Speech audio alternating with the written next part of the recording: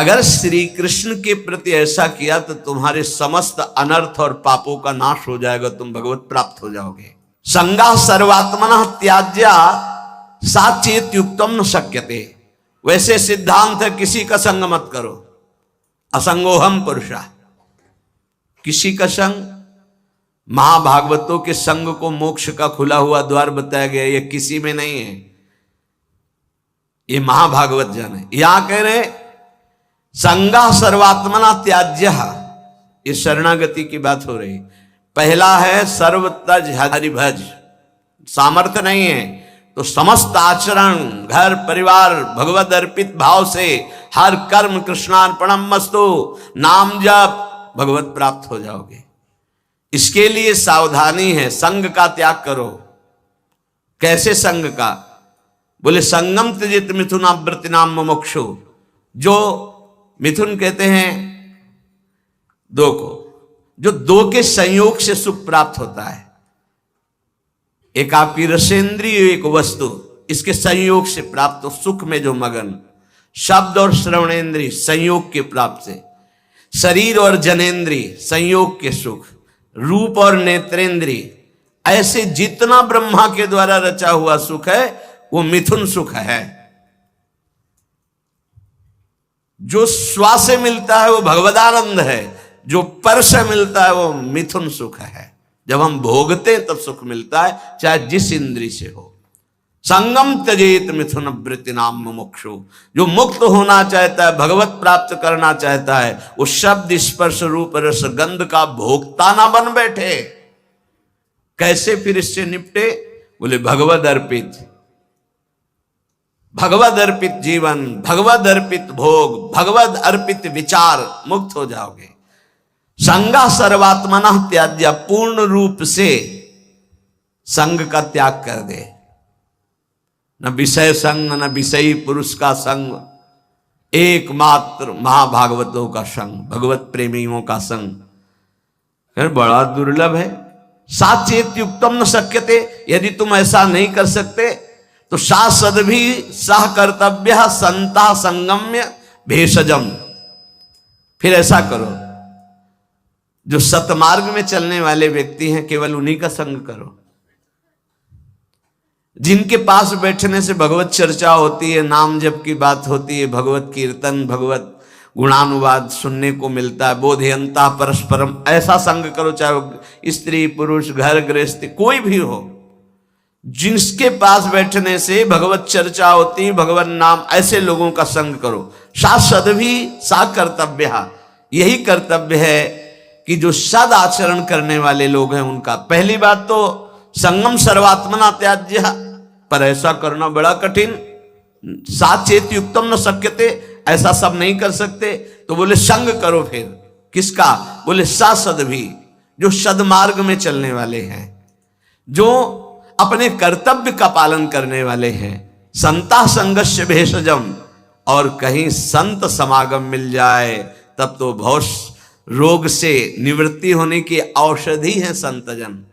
संत समागम मिला मानो संस्कृति के चक्र का अंत हो गया। बड़े भाग पाई सतसंगा, बिनय प्रयास होई भवभंगा। भार्यादिरनुकूलश्चेत् कारयेत् भगवत् क्रियाः, उदासीने स्वयं कुर्यात् प्रतिकूले गृहं त्यजेत्, तत्यागे दूषणं नास्ति यतो विष्णु परांगमुखः। यदि आप गृहस्थी में फंस चुके हैं, अब आपको भगवत प्राप्ति कैसे हो? तो कह रहे हैं स्त्री आदि परिवार जो भी है सबको भगवत परायण होने की शिक्षा दी जाए। सब नाम जप करो। हमसे अगर तुम अपनापन रखते हो तो 10 मिनट ही सही, पर तुम नाम जप करो। भगवत प्राप्ति के लिए कैसे घर का माहौल होना चाहिए ये बता रहे हैं। भार्यादि अनुकूलस, पत्नी को अनुकूल बनाओ। अनुकूल बनाने का मतलब उसको शासन के द्वारा अनुकूल नहीं बनाया जाता किसी को, प्रेम के द्वारा अनुकूल। प्रेम की भाषा बिना पढ़े लिखे लोग भी जान रहे हैं। पशु भी जानता है। छोटा बच्चा है, दुलार करो, प्रेम से ऐसे पुचकारो, किलकारियां मानने लगेगा। अभी उसको कोई ज्ञान नहीं, लेकिन प्रेम की भाषा वो भी जानता है। फिर वो तो अर्धांगिनी पत्नी है। लोगों के हृदय में पता नहीं क्या धारणा बैठ गई है, पुरुष रूप में हो गए तो अपने को पता नहीं ब्रह्म मानते क्या मानते हैं, कि लड़की वाला ब्याह करने आ रहा है, तुमको अपनी बेटी तुम्हारे घर में भेज रहा है, तुम्हारे जीवन भर के लिए तुम्हारा साथी चुन रहा है, तो लड़की वाले की तरफ ऐसी भावना की जाती मानो कोई पाप करके आया हो, कि आज मेरी पुत्री सुंदर है, पढ़े लिखे है, पर हमारे पास धन नहीं, तो जहां जाता हूं अपमान होता है, नहीं इतने में तो नहीं होगा ब्याह। तुम्हारा केवल लड़का है इसलिए तुम इतने गर्व में हो? क्या है तुम्हारे लड़के में कौन सी खास सी बात है? केवल लिंग परिवर्तन है तो स्त्रीलिंग में, वो पुरुष लिंग में, वो उसकी संतान है, वो तुम्हारे सामने झुक के दे रहा है, जो वो भेंट दे दे अपनी पुत्री को भाव से, वो बात अलग। तो वो अपने को गर्व मानते कि लड़का हो गया तो इतना दहेज लेंगे, और पर्चा ऐसे बनाते जैसे दुकान वाला व्यापारी पर्चा बनाता है, इतना इतना इतना, अब ले लो। तो ऐसे दूल्हे का हाथ पकड़ करके लड़की वाले को घर ले जाना चाहिए कि राधे श्याम, क्योंकि हमने पैसा दिया है। कैसा विचार समाज का है। तुम अपनी कमाई से सुखी नहीं होना चाहते हो, अपनी पुत्री दे रहा है, कुछ ना कुछ भाव से अपनी पुत्री को दे रहा है, तुम्हारा क्या भाव है? लड़के पक्ष वाले ऐसे गर्व में होते मानो त्रिलोक विजयी हो गए हों, लड़का हो गया तो। इसीलिए हमारे समाज की धारणाएं पापों को बढ़ावा दे रहे हैं। पुत्री हुई तो उसको किस भाव से देखा जाता है, किस भाव से? अगर लड़की न हो तो पैदा कहां से हो? विचार कीजिए। तो तुम्हारी जो पत्नी बनी हो तुम्हारे समान है, 1 इंच भी तुमसे कम नहीं किसी बात में। ईश्वर का तत्व जो तुम्हारे हृदय में, उसके हृदय में जो पांच भौतिक दे तुम्हारी, वो उसकी दे, वो अपने घर का त्याग करके तुम्हारे घर में आई है, तुम्हारी अर्धांगिनी बनी है। तो चाहिए कि तुम्हें प्यार के द्वारा अनुकूल, भार्यादि अनुकूल चेत कार्य भगवत क्रिया, प्रेम में बड़ी सामर्थ्य है। किसका परिवर्तन प्रेम से नहीं हो सकता है? कभी समाज में अगर ये बात समझ में आ जाए कि ये दहेज लेना नरक जाने का कार्य है, बोले अमुक ने दहेज, उन्होंने मांगा नहीं था, स्वतः अपनी पुत्री के लिए दिया था।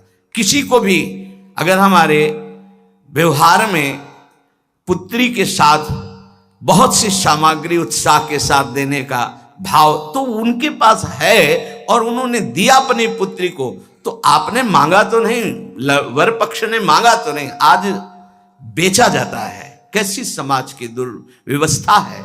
ना सत्संग सुनते हैं, ना शास्त्र समझते हैं। तो बच्चियों के प्रति कितना निकृष्ट भाव आ गया कि एक गरीब आदमी की यदि लड़की पैदा होती तो माथे पे हाथ रख करके सोचता है कि मेरा दुर्भाग्य, कोसते हैं कि तूने लड़की क्यों पैदा की।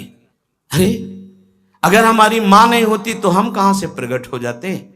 वो मां है, वो दैवी शक्ति है जो प्रकट हुई है। कैसी बुद्धि भ्रष्ट होती चली जा रही लोगों की कि बेटी के शब्द से उनको एक असौभाग्य लगता है कि अरे बेटा थाली बजाओ, चाहे वो पादुका से मार के घर से बाहर कर दे, बुढ़ापे में बेटी ही काम आएगी। फिर चलो पापा हमारे यहाँ, बूढ़े पिता के लिए बेटी तैयार है प्राण देने की। आज बेटियों के प्रति भाव यहां शास्त्र आज्ञा कर रहा है, भार्यानुकूलश्च, वो तुम्हारी अर्धांगिनी, तुम उसके साथ ऐसा कोई व्यवहार मत करो जो तुम्हारे को कभी अनुकूलता की बजाय प्रतिकूलता में आ जाए। और आप ध्यान रखना, ब्रह्मा जी बहुत चतुर हैं। जब देखा कि बेटियों की ऐसी अल्ट्रासाउंड करा लिया, ये देख लिया, वो देख लिया, ऐसा भाव, तो काम ऐसी कि तुम हटा ही नहीं सकते हो। आगे की समझ गए होगे चर्चा। इस बात को समझो, तुम पाप करोगे तुम्हें भुगाने के लिए उसी जीवात्मा को भेजा जाएगा और ऐसे रूप में भेजा जाएगा कि तुम्हारा कुछ बस नहीं चलेगा। ये जो घर गृहस्थी में भ्रूण हत्या, गर्भ हत्या में प्रार्थना करते हैं, आज वो समय नहीं कि बेटी हुई तो तुम्हें माथे पे हाथ रखना। आज राष्ट्रपति बनी बेटी भारत की। हम बार बार कहते हैं, अभी क्रिकेट मैच की पूरी बेटियां ही आई थी, बहादुर। एक सेना नायक आई थी, होश उड़ जाए उसकी दृष्टि मिलाने में, ये शेरनी भारत की दैवी शक्तियां है। कैसा विचार बन रहा है। पति अपने को भगवान समझता है, पत्नी को भगवत भाव में नहीं देखता है, कलह अशांति मची रहती है।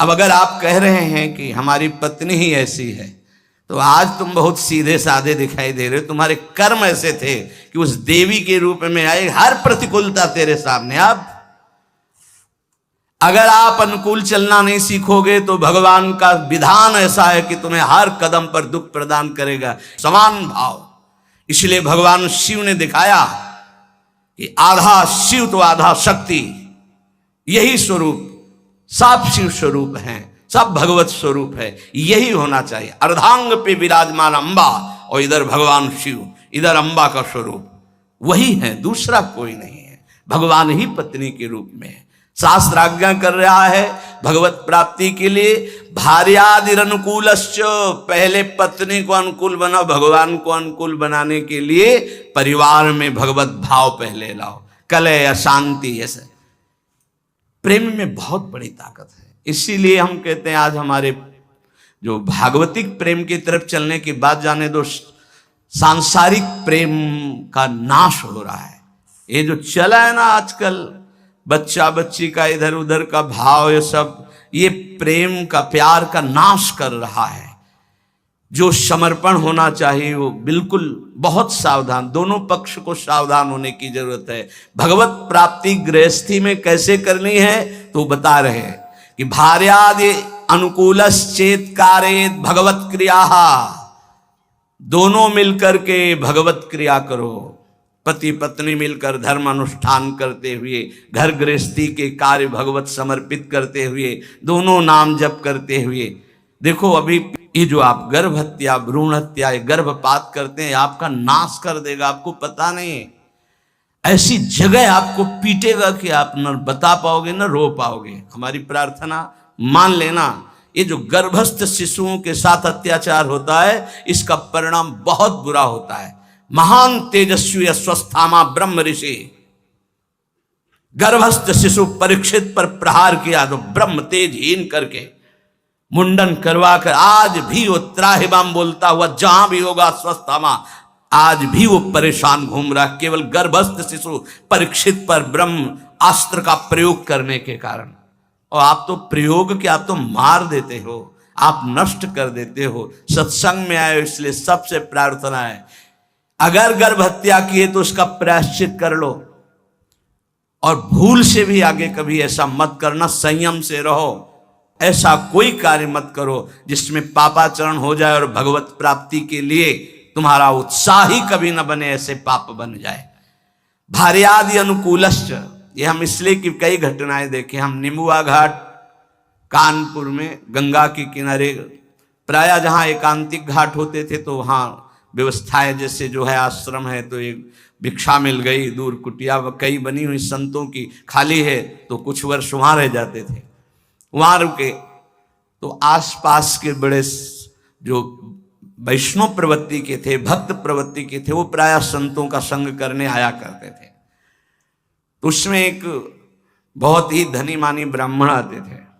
एक दिन वो अपनी बेटी को लेके आए तो ऐसे जली हुई पूरी आधी थी, आधा बहुत सुंदर स्वरूप था, आधा सब जला हुआ। तो उसकी आकृति देखकर कहा ऐसा कैसे हो गया। तो उन्होंने कहा कि ये जितनी इधर सुंदर है ऐसे पूरी सुंदर थी। खूब हमारे पास धन था उस समय, बताया शायद है कि 30-35 वर्ष पहले ब्याह किया था रुपया दे के खूब। पर वो लोग ऐसे लालची निकले कि एक बार ब्याह के बाद जब दोबारा हमारी बेटी गई तो उन्होंने दहेज के लिए सूचना भेजी। उस समय मोबाइल तो था नहीं। फिर हम गए, जो कुछ बना फिर दिया, पर उन्होंने, उन राक्षसों ने बख्शा नहीं। हमारी बेटी को चारपाई में बांधा, मिट्टी का तेल छिड़का और आग लगा दी। अर्थ के लोभ से आग लगाई तो भगवान की ऐसी कृपा, जहां गांठ थी वहीं से आग प्रारंभ हुई, जो रस्सी की गांठ थी। अब जलने वाला चेष्टा फौरन खुल गई, तो जीना की के पास ही चारपाई में जीना में चढ़ गई, चढ़ के बगल वाले घर में ऐसे छप्पर में कूद गई और नीचे गई तो वो उनके बड़े भाई का था, जिस भाई का लड़का ब्याह हुआ था उसके बड़े भाई, उनके पास राइफल था। उन्होंने जे ही देखा तो तत्काल कंबल से सुरक्षा की और राइफल निकाली, बाहर निकले, कहा राक्षसों हम तुम्हें बताएंगे, और उसकी सुरक्षा करके पुलिस तक पहुंचाई। बोले तब ये जिंदा हमें वापस हुई, मुकदमा चल रहा है। अब वो ऐसे पूरी जली हुई, क्या उसका अभिशाप उनको सुखी कभी होने दे, आगे चलकर किस योनियों में जाएंगे क्या पता।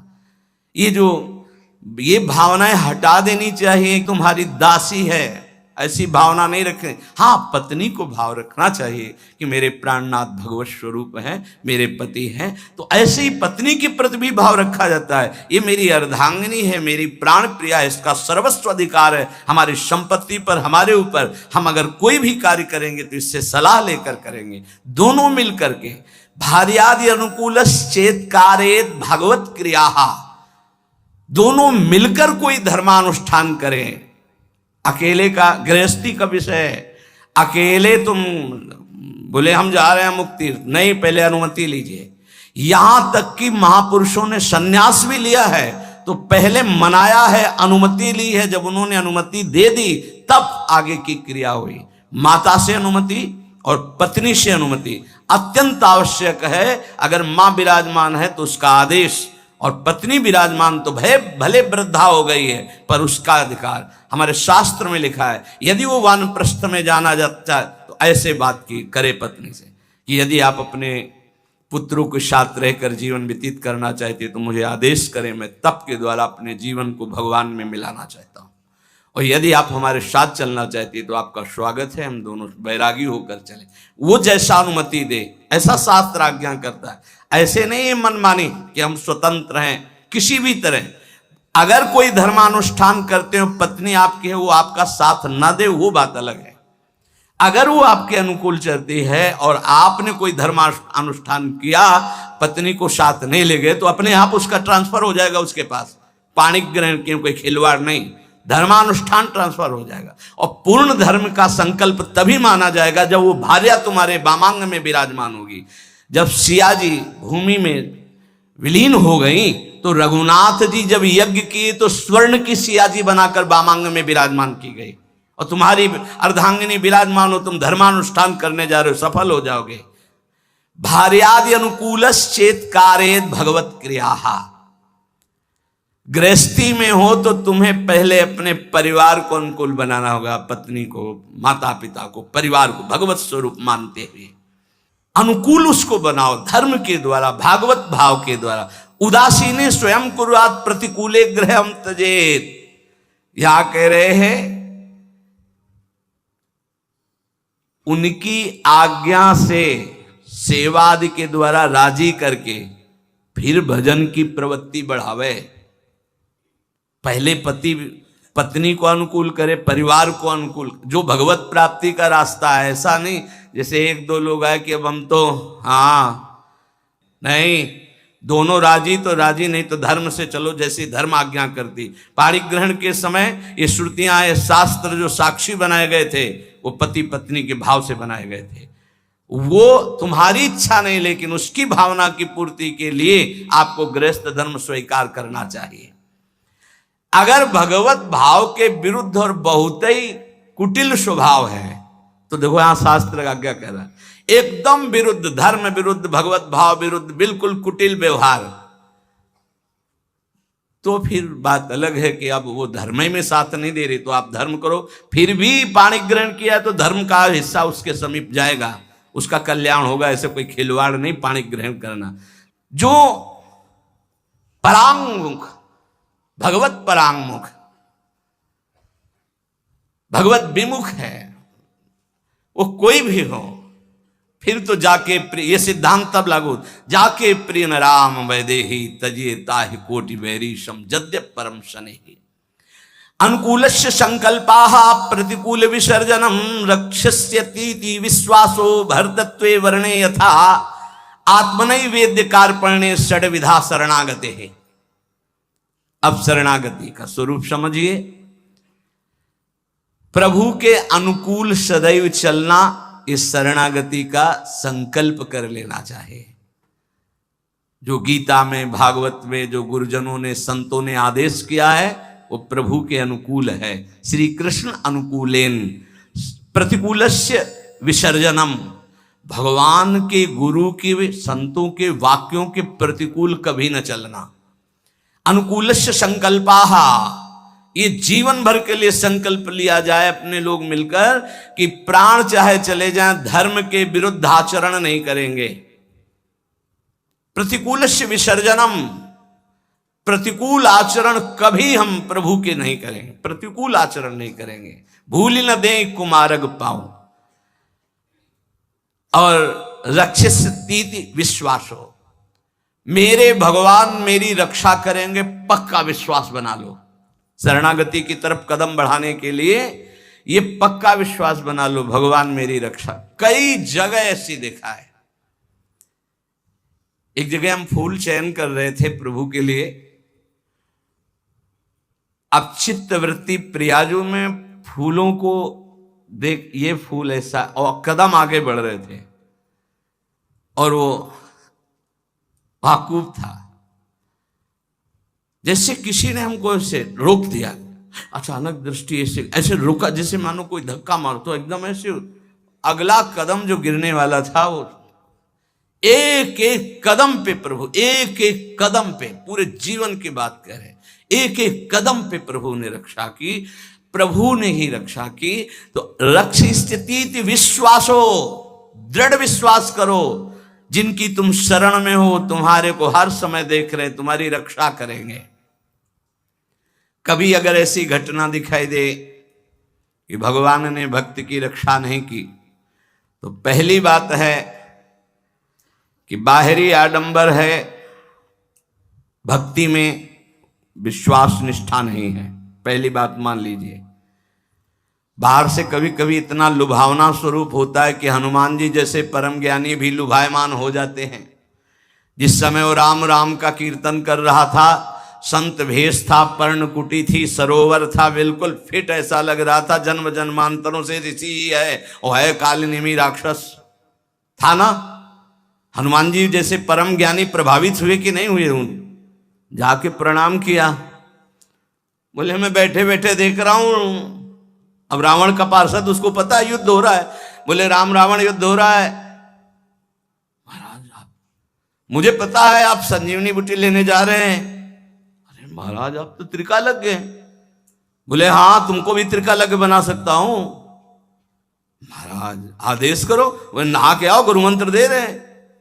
बिल्कुल भोले भगत की तरह हनुमान जी महाराज है।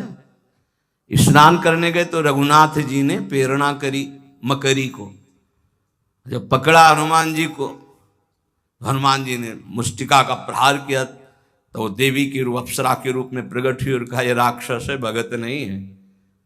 अच्छा, बोले कालनेमी राक्षस है, केवल आपको भगवान के सेवा से विमुख करना चाहता है, क्योंकि ये किसी भी तरह रात व्यतीत हो जाए ऐसा।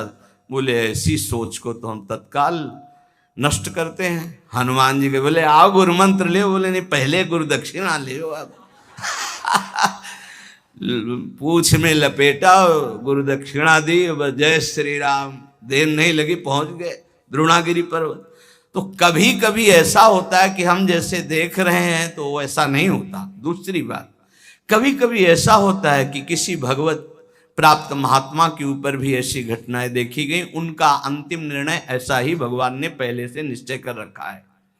तीसरी बात होती है कि कभी कभी हम भक्त को गिरते हुए देखते हैं, भ्रष्ट होते होते, तो कीन हो